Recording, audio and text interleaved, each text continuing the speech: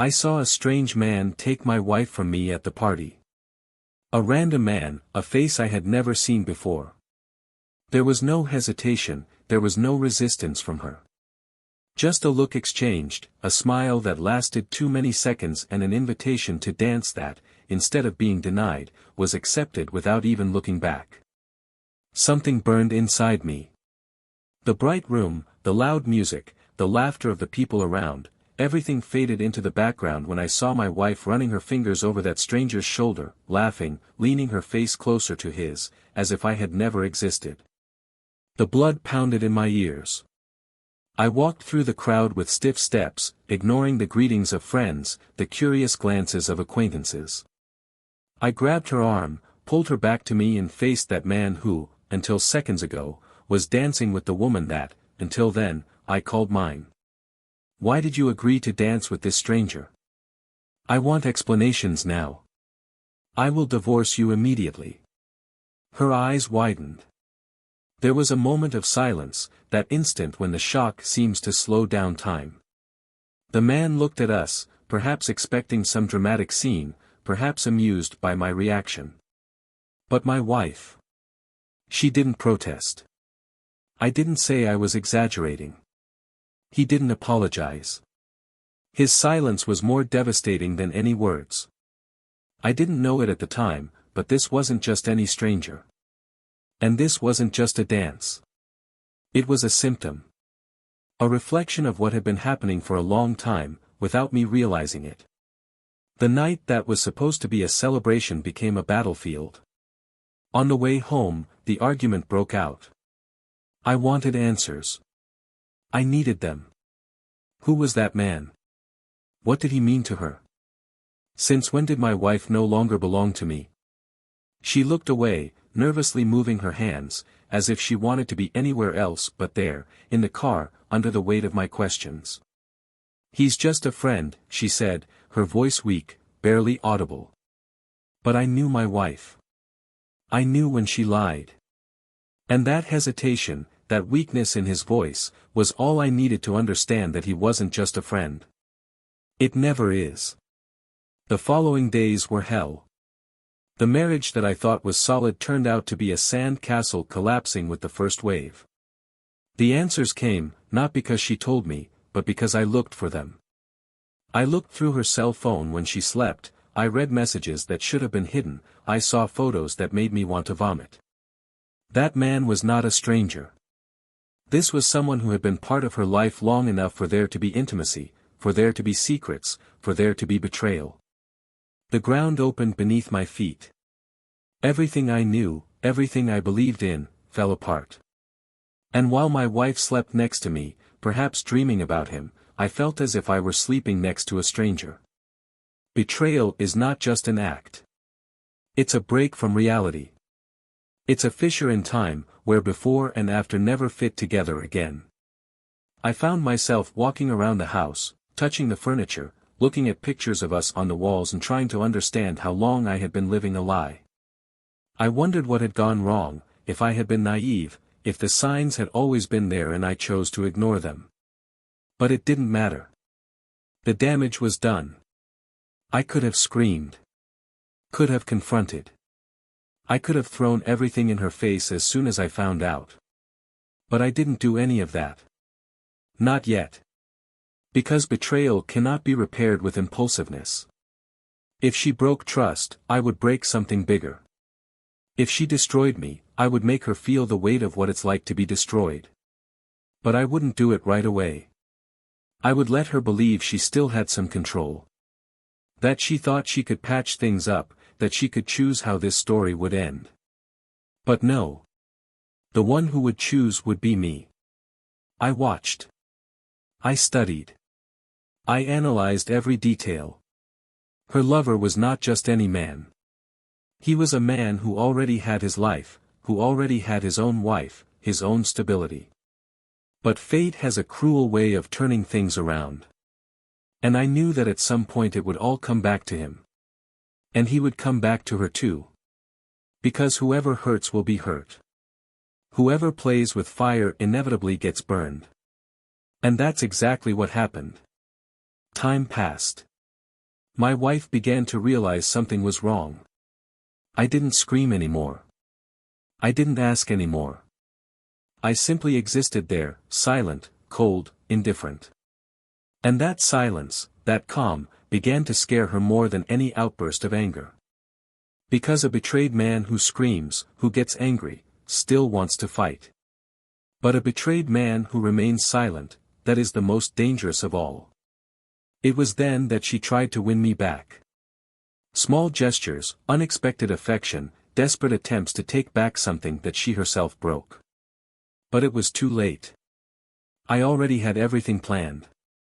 And when she finally understood that the tide had turned against her, that was when the final blow came. Her lover disappeared. He disappeared, as if he had never existed. Not by choice, but because something bigger hit him. Something he never saw coming. And my wife? Well, she paid the price for her betrayal in a way she never could have imagined. Because sometimes, the worst punishment isn't physical pain. It is not material loss. It's the void. It's seeing what you loved most fall apart before your eyes. It's looking back and realizing that the wrong choice, that single moment of weakness, cost everything. And in the end, when she tried to come back, when she finally understood that what we had was what really mattered, I had already moved on. And that, perhaps, was the worst part for her. The greatest punishment. The most unbearable weight. But this is just the beginning. Welcome to the channel. Here, betrayal will never be romanticized or justified. The stories you will hear are fictional, but the pain, consequences and destruction that betrayal causes are very real. Our goal is to show how a wrong choice can ruin lives and leave irreversible marks. Now, get ready for a shocking story, full of twists and relentless consequences. Listen carefully, and draw your own conclusions. The night of the party had a special shine, a carefully planned event to bring together friends, family and longtime acquaintances. The room was impeccable, the tables were elegantly arranged with pristine white tablecloths and floral arrangements that exuded a sweet aroma throughout the room. The bar full of sophisticated drinks and the strategically lit dance floor gave the place a luxurious and engaging atmosphere. Through it all, Michael and Emily were the perfect couple. They had been together for more than a decade, a relationship built on complicity, shared moments and a history that, in the eyes of others, seemed unshakable. Michael was always a man with a strong presence, firm gaze and confident posture, someone who carried with him an almost unbreakable sense of responsibility. His career as a successful businessman gave him not only financial stability, but also the security of knowing he could always offer the best to the woman he loved. Emily, on the other hand, was a woman of subtle and delicate beauty, a charming smile and eyes that seemed to carry secrets that few could decipher. She always had an air of mystery, something that made her irresistible in Michael's eyes, who never stopped being fascinated by her, even after so many years together. Their relationship had started out as one of those intense, passionate romances, the kind that makes the world seem small when you're with the right person. There were years of genuine love, unforgettable trips, sleepless nights planning the future and laughter shared in the most unusual moments. Michael always made a point of showing how much he valued Emily, from small gestures of affection to unexpected gifts that made her smile as if they were still two young people in love living a fairy tale. But time has its own rhythm, and it doesn't always work in favor of those in love. The routine settled in, the days began to be filled with commitments, responsibilities, and that subtle feeling that something had changed, even though neither of them would admit it out loud. The love was still there, but the intensity from before seemed to have been replaced by a comfortable familiarity, and with it came the small distractions, the averted glances, and the silent doubts that grew in the space between them. That night, however, none of that seemed to matter. It was a special occasion, an event that brought together important people, and Michael wanted Emily to be by his side, as she always had been. He watched her from afar as she talked to some friends, gesturing lightly and laughing at something that had just been said. Emily has always had this ability to light up any room she is in, to attract attention and arouse admiration. And Michael never bothered about it. On the contrary, he was always proud to have such a charming woman by his side. But that night, something bothered him. It was a strange feeling, a feeling he couldn't explain. Maybe it was just tiredness, or maybe it was that small distance that lately seemed to grow between the two, silent and relentless. Emily, on the other hand, looked stunning. She wore an elegant dress that highlighted her curves, a shade of red that seemed to match her aura of mystery and charm. She knew she attracted attention, but she also knew how to behave, how to balance looks without seeming like she was encouraging them. It was something natural for her, a subtle game that she always knew how to play. Still, that night was something different. There was a certain nervousness in her movements, a restlessness that even she didn't fully understand. Maybe it was the environment, maybe it was the number of people milling around her, or maybe it was just the weight of thoughts she preferred not to face at that moment. The party continued to be lively, music filled the space and glasses of wine piled up in the hands of the guests. Michael was talking to a group of businesspeople when he noticed something that made his heart slow down for a moment. Emily was on the other side of the room, next to the dance floor, and in front of her was a man he had never seen before. Tall, with a confident posture, he held a drink in his hand while he spoke to her in a relaxed manner. Michael didn't move immediately. Just watched. Emily smiled, tilting her head slightly, a gesture he knew well. It was the kind of smile she offered when she was really engaged in a conversation, when something intrigued her. Michael tried to ignore the uncomfortable feeling that was settling inside him, tried to tell himself that he was just an acquaintance, someone she had just met by chance. But something inside him didn't believe this version of the story. The minutes dragged on and Michael realized that the conversation between Emily and that man was not ending. On the contrary, it seemed to deepen.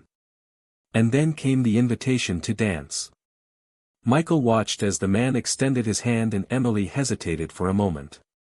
An instant that, to him, seemed like an eternity. But then, to his surprise, and perhaps his shock, she accepted. She let him lead her to the dance floor, without even looking around, without looking for his eyes, without remembering that her husband was there. Michael felt his heart beat faster, not passionately, but in a different way, a way he didn't recognize. He was never a jealous man. He always trusted Emily, always believed that what they had was solid enough to withstand anything. But that scene before his eyes. That was different. He couldn't ignore what he was feeling. The music changed, an engaging rhythm took over the environment and Emily glided across the room next to that man as if she had known him for a long time. Their movements were synchronized, the proximity between them seemed too intimate for two strangers. Michael felt his body stiffen, his hands clenching into fists as his eyes remained fixed on the two. Anger rose in his throat like an overwhelming wave, but it wasn't just anger. It was something deeper. Something he didn't want to name. He waited, gave Emily time to move away, for that dance to end quickly, for her to come back to him. But that didn't happen. Seconds turned into minutes, and she was still there, dancing with that man, smiling in a way he hadn't seen in a long time. It was then that Michael decided to act. He cut his way through the room, ignoring the curiosity in the guests' eyes, and advanced towards the two. His steps were firm, his breathing quick, and when he finally reached Emily, he didn't ask for permission, he didn't try to be discreet. He just grabbed her arm and pulled her back, moving her away from that man with a firm gesture. The momentary silence that formed around them was broken only by his voice, filled with something he himself didn't know how to define. "Why did you agree to dance with this stranger? I want explanations now. I will divorce you immediately." Emily didn't respond right away. The man in front of him just smiled, as if enjoying the scene, and Michael felt his blood boil. But what hit him the most was Emily's look. It wasn't a guilty look. It wasn't a look of fear. It was a look of someone who knew something he didn't yet know. And it was there, at that exact moment, that Michael realized that this story was far from over. Michael couldn't get the scene from that night out of his head. The dancing, Emily's look, the way she accepted that man's invitation without hesitation. He mentally repeated each detail, trying to find a meaning, a justification, something that would alleviate that corrosive feeling that had settled inside him. But there wasn't. All I felt was an unbearable restlessness, a tight lump in my throat that wouldn't go away. The way back home was silent. Emily didn't try to lighten the mood, she didn't offer explanations, she just stared at the window, as if she were far away, in a place where Michael had no access. He drove with his jaw clenched, his fingers gripping the steering wheel tightly.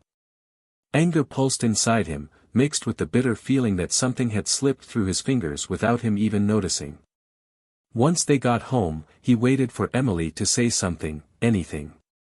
But she just took off her shoes in the hallway and went to her room without saying a word. Michael followed her, not having the patience to wait for her to take the initiative. I wanted to hear from her what was happening, I wanted to extract some truth, even if it hurt. The room was silent, lit only by the dim light from the lamp. Emily was sitting on the edge of the bed, massaging her wrists, avoiding looking at him. Michael crossed his arms firmly, waiting for her to speak first. But he didn't. He was forced to break the silence. His voice was deep, heavy. Are you going to tell me what's going on, or are you going to continue pretending like nothing happened? She looked up at him, emotionless, as if weighing her options before responding. Her silence was a poison that seeped into Michael's skin, burning more and more. Emily sighed, closed her eyes for a moment, and then said, her voice calmer than he expected. It was just a dance. But Michael wasn't stupid. I knew it wasn't just that. He walked over to her, bending down to the same height. You haven't looked at me all night. You smiled at him like you haven't smiled at me in months. And I'm supposed to believe it was just a dance. Emily looked away, as if she were on the verge of admitting something, but holding back at the last moment. Michael felt something inside him break, a piece of the confidence he was still trying to keep intact. He stood up, ran his hands through his hair, trying to contain the urge to explode right then and there. Who is he? The question hung in the air, dense, full of implications. Emily bit her lower lip, hesitated. Nobody. But there was a lie in that tone, a hesitation that didn't go unnoticed. Michael didn't insist any more that night. Not because he believed her, but because he realized that the answers he was looking for wouldn't come with direct questions. He would need to find the truth himself. And that's exactly what he did.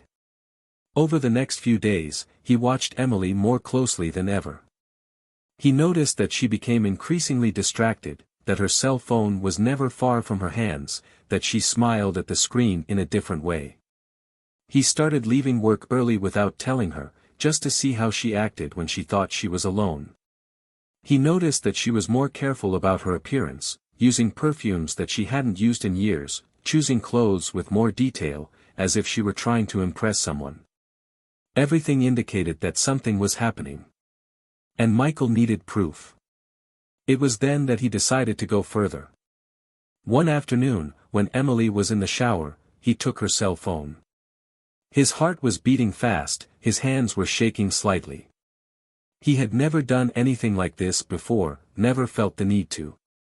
But now, everything seemed to justify that invasion. The cell phone had a password. He tried a few combinations, until one of them worked. And then, everything collapsed before his eyes. The messages were there. Hundreds of them. Photos, intimate exchanges, date planning. The name of the man who danced with Emily at the party was there, over and over again. Everything he didn't want to believe was registered, irrefutable, like a blade piercing his chest. The floor seemed to disappear. The messages were explicit, passionate, some dating back months. Not only was Emily cheating on him, she had been cheating on him for a long time, and with a man who now seemed comfortable enough to appear in front of him without any fear. Michael felt his stomach drop. He took a deep breath, trying to process the searing pain that was rising in his throat. There were no more doubts, no more questions. Just the brutal realization that his wife hadn't been his for a long time.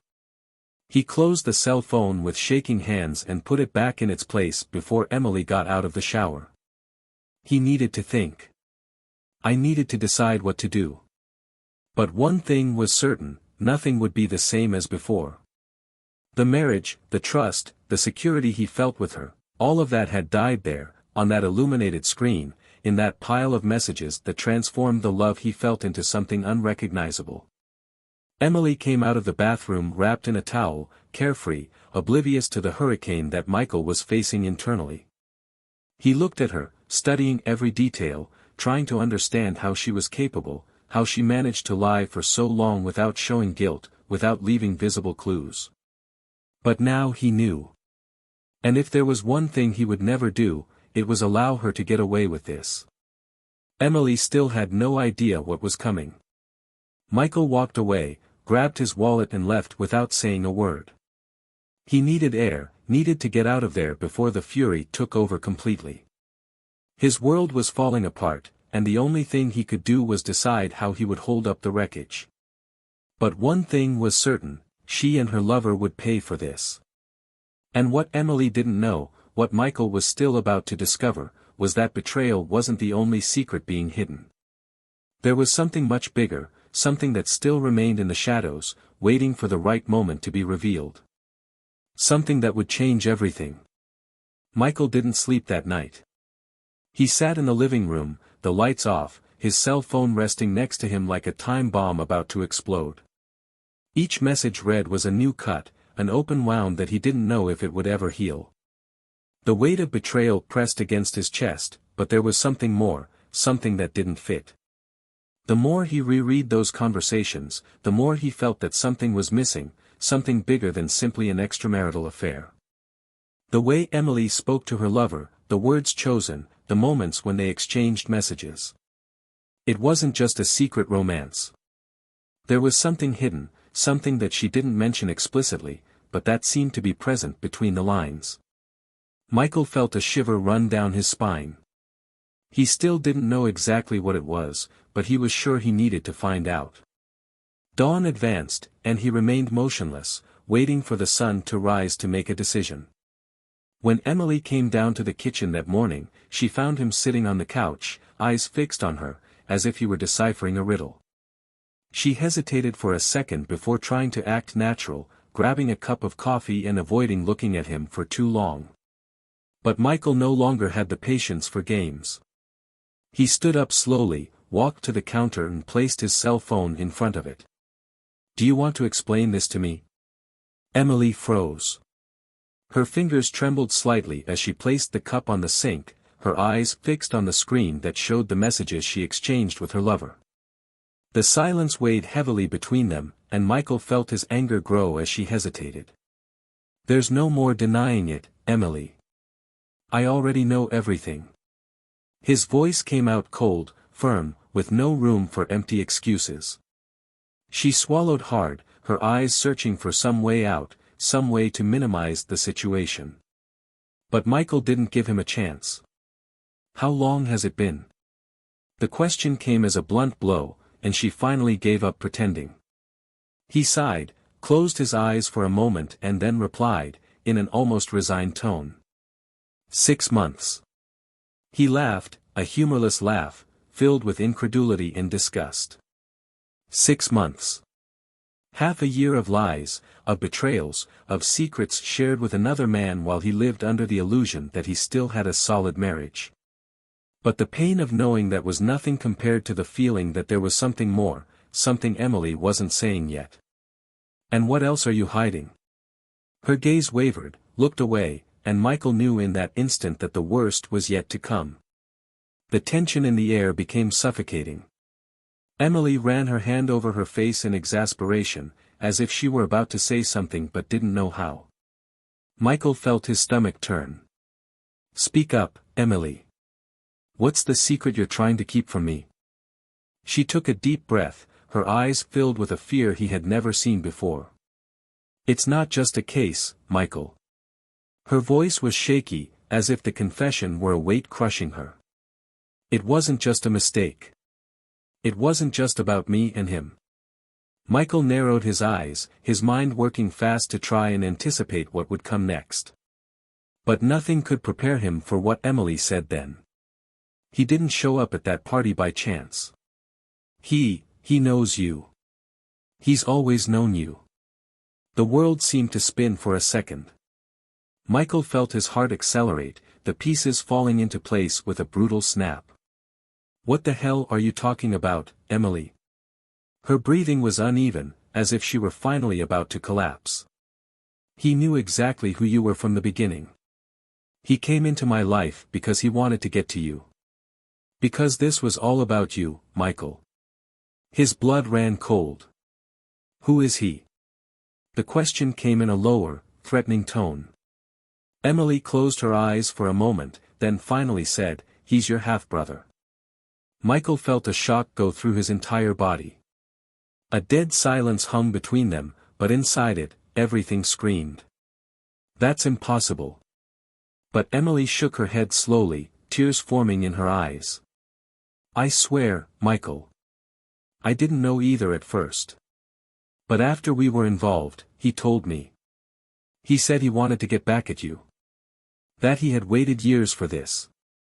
The ground seemed to have been ripped out from under Michael's feet. A brother? Someone he never knew existed. And now here he was, not just stealing his wife, but playing a dirty game he didn't even know he was playing. His heart was pounding in his chest, and the world around him seemed blurry. Why did he want revenge? Emily took a deep breath, guilt written all over her face. He said that his father abandoned him. That he never recognized him and his mother. That he grew up seeing you have everything, while he and his mother barely had enough to survive. The revelation hit Michael like a punch. Your father always seemed like a man of integrity, dedicated to his family. But now, a buried secret from his past was resurfacing, taking a toll he could never have imagined. He wanted to destroy you, Michael. And I was a part of that. Her words echoed like a death sentence.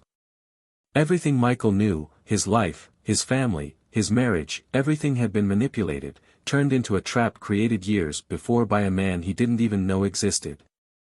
Emily's betrayal was already devastating, but now, everything took on even greater proportions. Nothing he experienced in the last few months was real. Every kiss, every night shared with her, it was all part of a bigger plan. He was a pawn in a game of revenge, while his wife, the woman he loved, was the pawn his enemy used to hit him in the most vulnerable spot. Michael felt his chest burn. What should he do now? The pain of betrayal was already unbearable, but now it was accompanied by something even worse, the knowledge that everything was premeditated. That he never had control of his own story. That his marriage, his trust, his love were just tools for a reckoning that wasn't even his. And, worst of all, he had no idea what this man was still capable of doing. Michael felt the weight of the revelation crushing every part of his being. The silence between him and Emily seemed to fill the entire room, stifling any possibility of another word being said. He needed a few seconds to process, to understand the magnitude of what he had just heard. Your half-brother. A man he never knew existed. Someone who grew up harboring enough hatred to construct a meticulous plan, involving the only person he ever imagined could turn against him. Emily was there, standing still, her eyes filled with guilt and something that looked like fear. But Michael didn't know if the fear was for him or for what would happen next. He couldn't even look at her without feeling a growing disgust. He took a step back, as if he needed more room to breathe. You knew, Emily. You knew and you kept going. You got involved with him even after you found out who he was. His voice was hoarse, controlled, but filled with a contained fury that seemed ready to explode. Emily tried to take a step forward, but he raised his hand, as if that gesture was enough to stop her from approaching. I didn't know at first, Michael. By the time I found out, it was too late. I didn't know what to do. Her face contorted in despair, but none of that made any difference now. Michael ran his hands over his face, as if he could wash away the feeling of having been deceived, betrayed, and manipulated all at the same time. And what did he want, Emily? What was his plan? Just stealing my wife? Or was there something more? Her silence was the confirmation he needed. He laughed, but it was a bitter laugh, without any humor. Of course there was more. Emily swallowed hard, trying to find words that could justify the unjustified. He wanted to destroy you, Michael. He wanted you to lose everything. Your marriage, your company, your name. He said you needed to feel what he felt. That you should pay for what your father did. Her words hit Michael with crushing force. It wasn't just an emotional betrayal. It was a direct attack on his life, a blow designed to crumble everything he had built. And the worst of all was knowing that Emily was part of it. It didn't matter if she didn't know at first. The fact was, when he found out, he continued. He allowed that man to invade Michael's life and destroy it from the inside out. He took a deep breath, trying to maintain his sanity. Where is he now? Emily hesitated, looking away, and that only increased the anger building inside him. Where is he, Emily? Her voice was firm, and she finally responded. He wanted me to stay with him. He said I should get out of this house, that you would soon have nothing left, and that when that happened, he would give me everything I needed. Michael felt his stomach turn. And you? Have you thought about it? Have you considered it? Her hesitation was cruel. I was confused. Fury exploded. Confused? You slept with the man who wanted to destroy me, and the only thing you have to say is that you were confused? He laughed again, but this time it was a laugh full of hate. Tell me, Emily. Did you ever think about me? Did you ever wonder what would happen when I found out? She started to cry, but Michael didn't feel sorry. No more. He grabbed his car keys and walked to the door. Emily ran after him, holding his arm. What are you going to do? He looked at her one last time. What I should have done from the beginning. He left without looking back. He drove aimlessly for minutes that seemed like hours. The city flashed before his eyes like a blur, and his mind buzzed with possibilities. He couldn't just accept that. I couldn't let that man continue with his plan without consequences. He picked up the phone and started looking for information, contacts that could give him something about his father's past, anything that could explain this story. He needed to understand. He needed to know what had happened for a man to hate him so much without him knowing.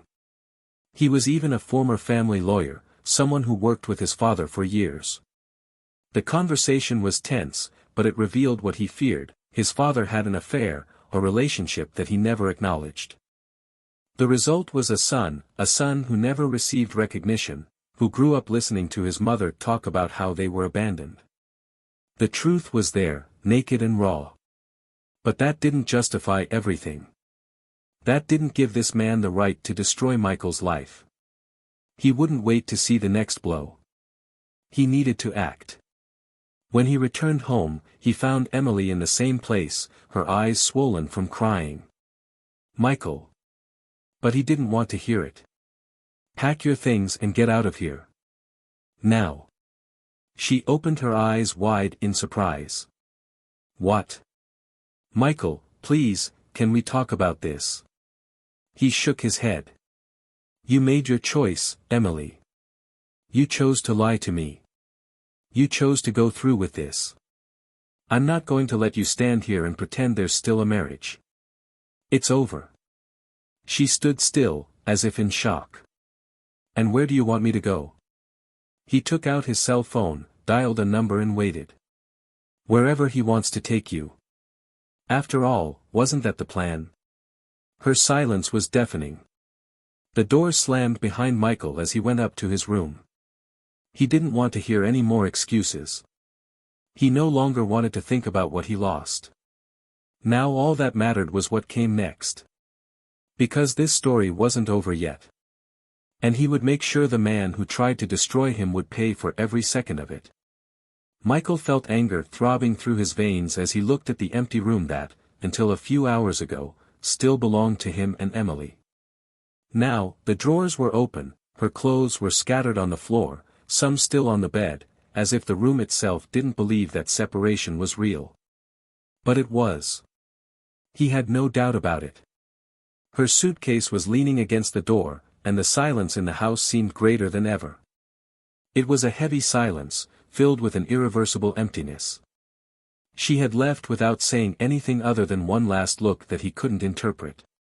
Fear, guilt, regret. It didn't matter anymore. Michael knew that regardless of how she felt, what was done could not be undone.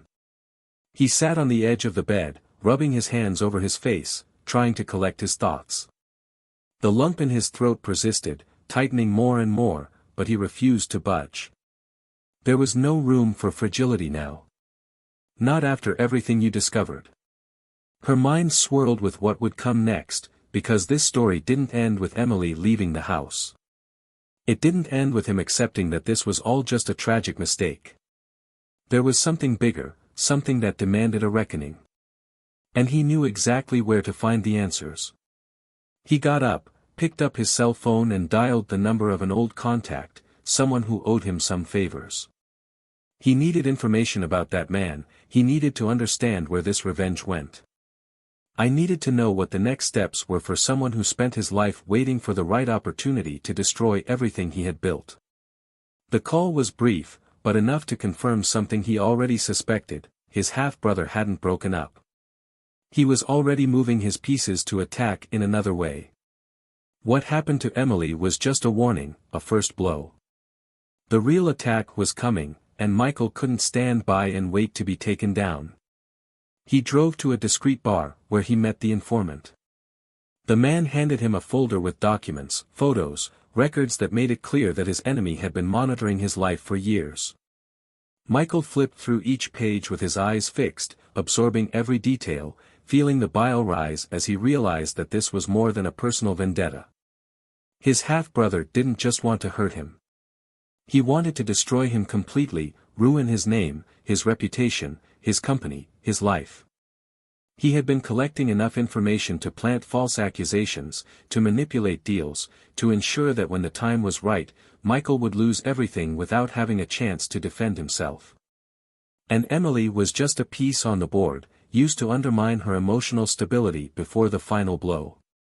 Michael closed the folder tightly, feeling his chest swell with cold determination.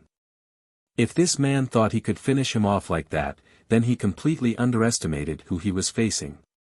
He got up without saying anything else and left the bar, his next destination already mapped out in his mind. He wouldn't wait for the blow to come. He would take control of the situation. When he arrived at the address where he knew he would find his half-brother, he didn't knock on the door. Just walked in.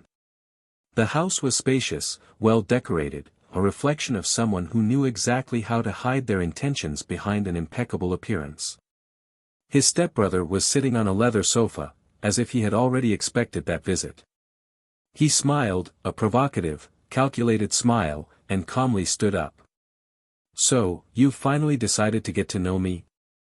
His voice was full of irony, as if everything was a game and he was having fun. Michael didn't respond right away. She just stared at him, absorbing every detail of his face, trying to see some similarity, some connection that would make this reality more palpable. But he didn't see anything. Just a man who dedicated his life to hating him without him knowing.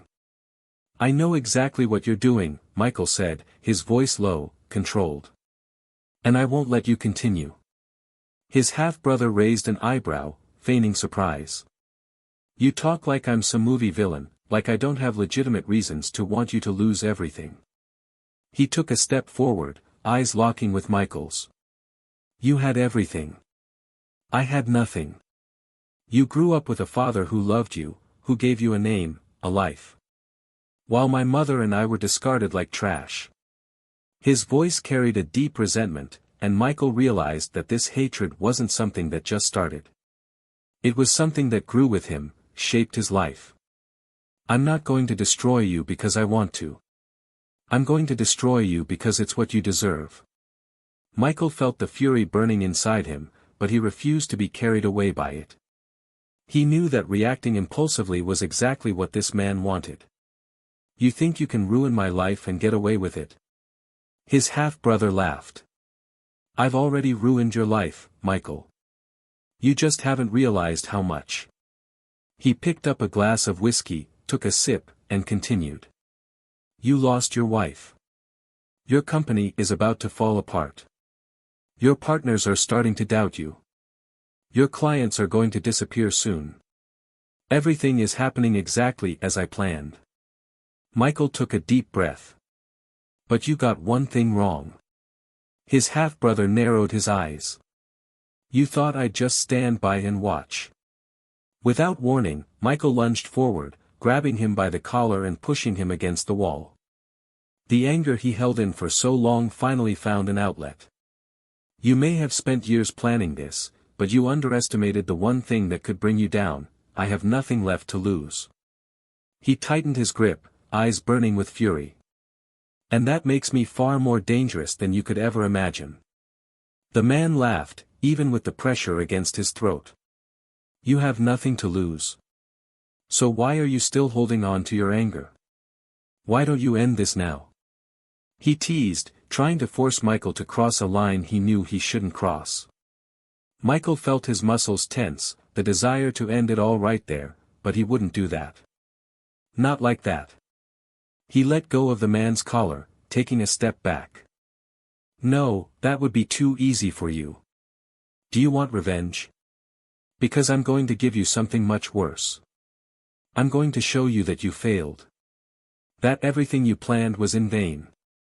You're not going to destroy me. You just gave me more reason to make you pay for every second of this.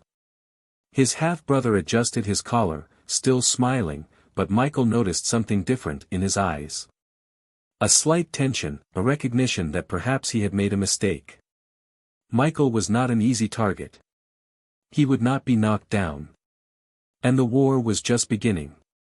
He turned without saying anything else and left the house, his heart pounding, his mind focused on what came next. He already knew how this story would end. And it would be his way. Michael left that house with firm steps, but inside he felt a turmoil. The adrenaline still coursed through his body like poison. His half-brother, that man he never knew existed, was playing dirty, and he knew it wouldn't end there. The cold wind bit his face as he got into the car and started the engine. He needed to breathe, think, plan his next steps. It wasn't enough to just react, he needed to be ahead, he needed to disarm every trap that was set against him. But the truth was one, this battle was not just about what he lost, but about what he could still recover. He drove aimlessly for a while, the streets passing by in a blur as his mind worked through all the possibilities. Emily wouldn't come back, that was a fait accompli. And that, surprisingly, didn't hurt as much as he imagined. What hurt was the betrayal itself, the wasted time, the fact that he was a pawn in a game he didn't even know he was playing. But there was something worse, something he couldn't ignore, the feeling that his half-brother hadn't shown all his cards yet. The phone vibrated on the next bench. He glanced over and saw the name of one of his partners flashing on the screen. He answered without hesitation, the other man's voice filled with concern on the other end of the line. Michael, we need to talk. Now. The serious tone indicated that the storm was already beginning to break.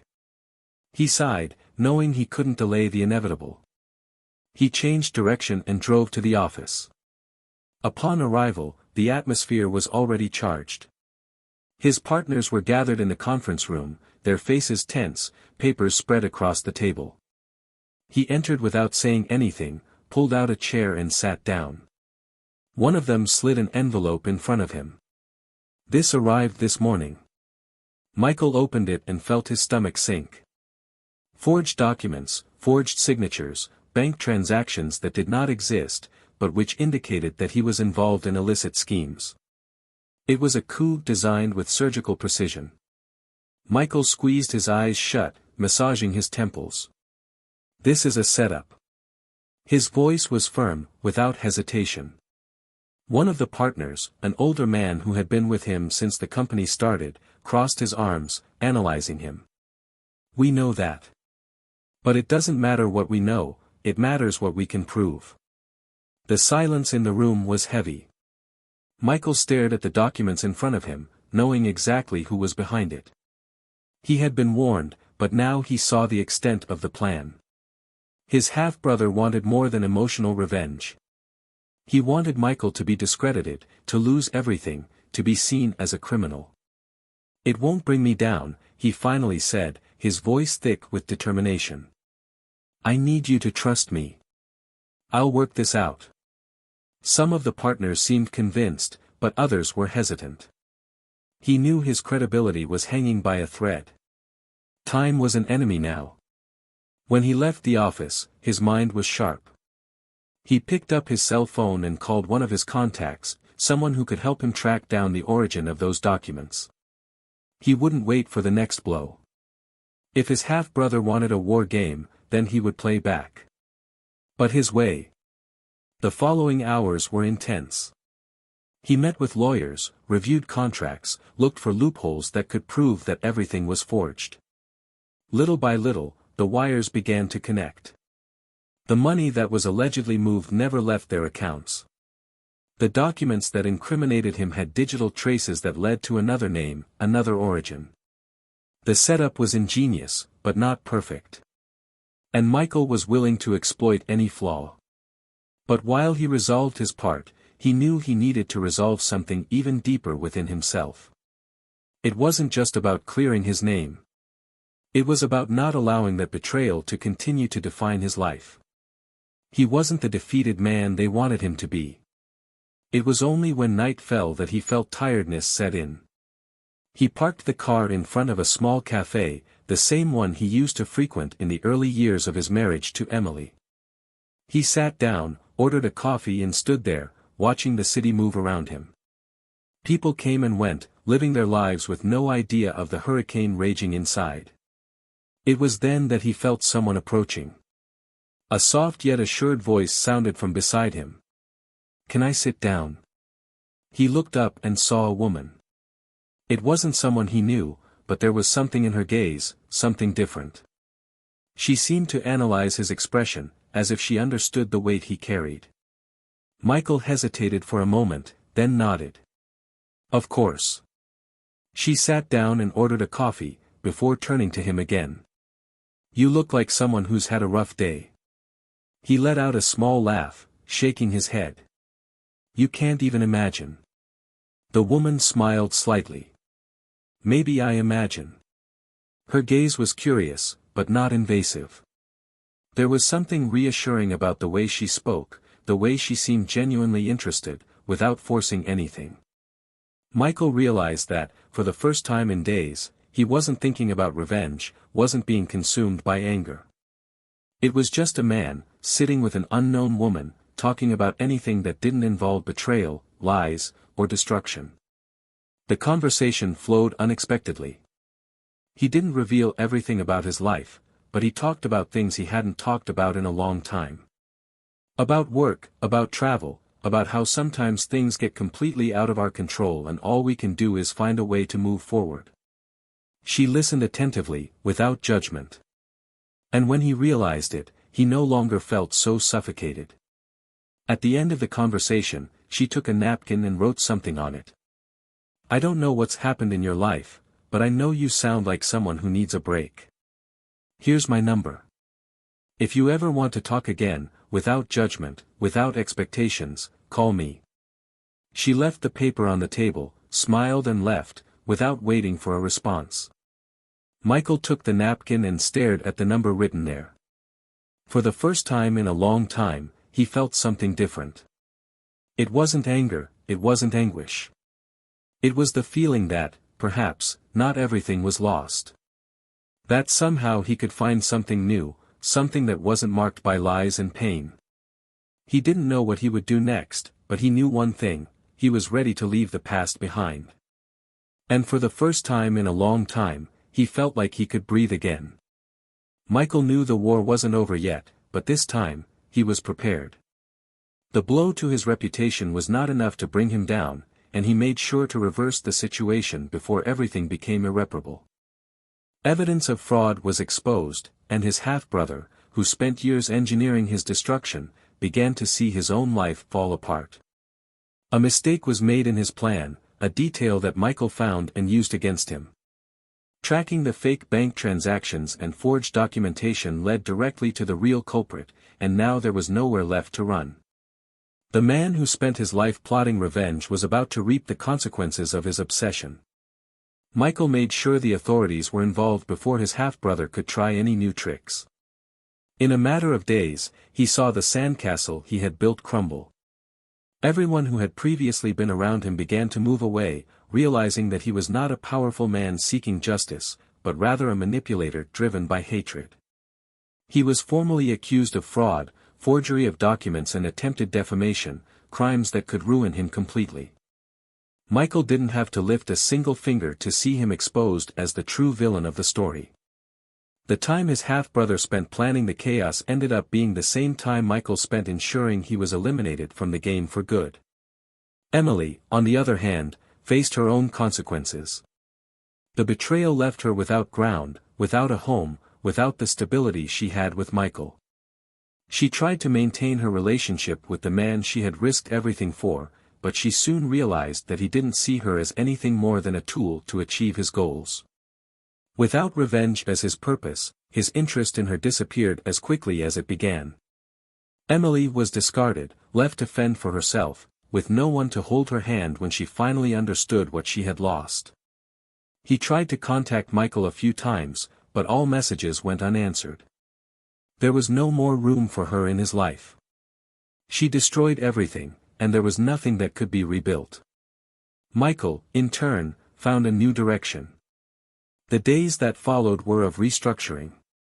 He got the finances in order, beefed up the company's security, and ensured no major damage was done. It wasn't easy, but he knew he needed to move on. The meeting with the woman in the cafe was a turning point. He didn't look for her right away, but that moment stuck in his mind. The feeling of lightness he felt for a moment made him realize that there was still life beyond that betrayal. And after some time, he decided to send a message. What started as a simple conversation turned into something he didn't expect. For the first time in a long time, he felt like he could trust someone again. Revenge wasn't what moved him there. That wasn't what kept him going. It was the certainty that he would not be defined by the betrayal he suffered, but rather by the way he chose to move forward. He saw the fall of those who tried to destroy him, but he didn't need to get dirty for that to happen. They dug their own graves. Now, as he watched life go on, he felt something he didn't imagine he would feel so soon: peace. The past was a distant place, and the future was something he was ready to build. If you made it this far, tell me what you thought of this story. How would you have handled this situation? Comment your opinion, and don't forget to subscribe to the channel for more impactful stories like this. Here, we make it clear that betrayal will never be acceptable and that it always has consequences. Thank you for following this story. See you in the next video.